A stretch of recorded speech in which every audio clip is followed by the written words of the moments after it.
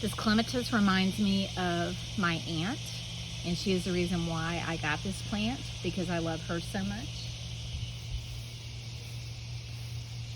This rose bush that right now has been pruned, so it's not showing many roses right now, but it reminds me of my father, because I never thought I could keep roses, and then he got me this rose bush when it was really small for Mother's Day, and now it grows crazy and I have to keep it trimmed back, and usually it's very beautiful, but right now it's just very green.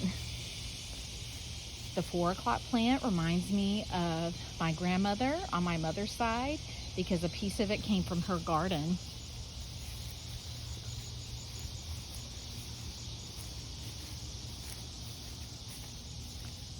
The marigolds remind me of my parents, because this was the plant that they would plant every spring that would always do so well in our front yard.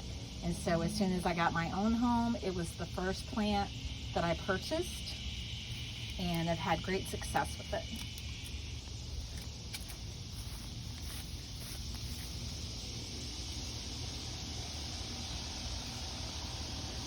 This azalea bush is not blooming right now, but it is one of those that blooms in the spring, and it also will bloom again in the fall. And it reminds me of my grandmother on my father's side, because my grandmother's yard was always full of azaleas of different sizes and colors. So I love azalea bushes, and I love early spring when the few azalea bushes that I do have in my yard start to bloom. And the blooms only last a couple of weeks, but since the blooms open up at different times, there's blooms on the bush for quite a while on each bush. So a very nostalgic plant.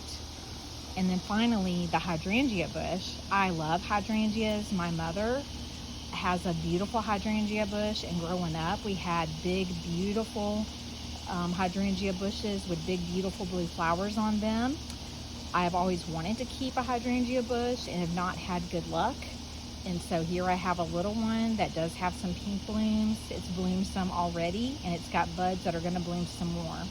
So I think about my home growing up when I look at my hydrangea.